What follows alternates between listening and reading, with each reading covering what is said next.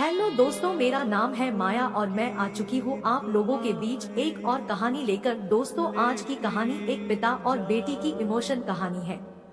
बेटी की शादी के अभी 24 घंटे ही हुए थे। बेटी के पिता दीवार पर लगी घड़ी को बार बार देख रहे थे। जैसे ही दीवार पर लगी घड़ी में अलार्म बजा, घड़ी में 8 बज चुका था। कुर्सी पर बैठे बैठे अनीता के पिता अंदर ही अंदर रो रहे थे। उनकी आंखों में सिर्फ आंसू दिख रहे थे। तभी अनीता की मां ने उन्हें संभाला और सांत्वना दी, क्योंकि उन्हें इस चीज का एहसास था कि वो रो क्यों रहे हैं। उन्होंने अपनी बेटी को कल ही विदा किया था और उनका घर अब दोबारा से सिर्फ मकान में बदल चुका था। तभी अनीता के पिता कहते हैं, मैं कभी भी अपनी दवाइयाँ लेना नहीं भूलता था। उन्होंने कबूल किया।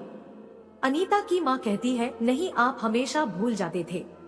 हमारी बेटी अनीता आपको हर रोज इस बारे में याद दिलाती थी। उनकी पत्नी ने कहा, नहीं, वो सिर्फ एक बहाना था। मैं अपनी दवाइयाँ लेना कभी नहीं भूलता था। मुझे बस अच्छा लगता था जब वो मुझे ठीक 8 बजे याद दिलाती थी। उन्होंने इस बात को कबूल किया। अनीता की माँ के चेहरे पर एक खुशी की मुस्कान आ गई। उन्होंने आगे कहा, देखो, आज 8 बज चुके हैं और मैं अनीता को बहुत याद कर रहा हूँ, क्योंकि आज वो नहीं है याद दिलाने के लिए। उसके अगले ही पल उनका मोबाइल बजता है।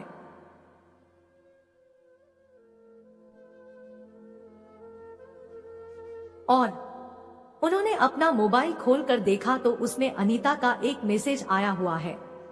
उसमें लिखा था, पापा, यह आपकी दवाई लेने का समय है, जल्दी से उन्हें ले लो। अनीता के पिता ने अपनी बेटी का मैसेज पढ़ा। उन चंद शब्दों ने ही उन बूढ़े माता पिता को खुशी से भर दिया और कि उनकी बेटी पराई होकर भी पराई नहीं हुई। बेटी की शादी के बाद अनीता के पिता खुश थे कि कम से कम उनकी बेटी अब भी उनके साथ जुड़ी हुई है और हमेशा ऐसे ही जुड़ी रहेगी। इसीलिए उनके चेहरे पर मुस्कान साफ झलक रही थी और अपने फोन से अनीता को एक स्माइली मैसेज भेज देते हैं। उधर अनीता का मोबाइल बजता है, लेकिन अनीता का मोबाइल राजेश के हाथ में था।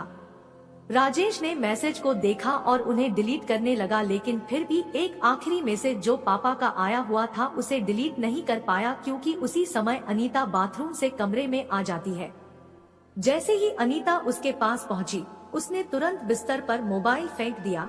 अनीता ने आते ही अपना फोन चेक किया। तभी अचानक से राजेश से सवाल किया, अरे, पापा ने मुझे ये स्माइली मैसेज क्यों भेजा है? राजेश मुस्कुराया और कहा, मैं क्या जानूं। उस दिन पहली बार राजेश ने अनीता की जिम्मेदारियों को संभालना शुरू कर दिया था, क्योंकि वह डॉक्टर होने के अलावा अब एक पति भी है। तो दोस्तों, आज की यह एक बेटी और पिता की हार्ट टचिंग स्टोरी कैसी लगी हमें कमेंट करके जरूर बताना, और कहानी अच्छी लगी हो तो वीडियो को लाइक और चैनल को सब्सक्राइब जरूर कर लेना। तो मिलते हैं दोस्तों फिर किसी नई कहानी में, तब तक के लिए बाय बाय दोस्तों।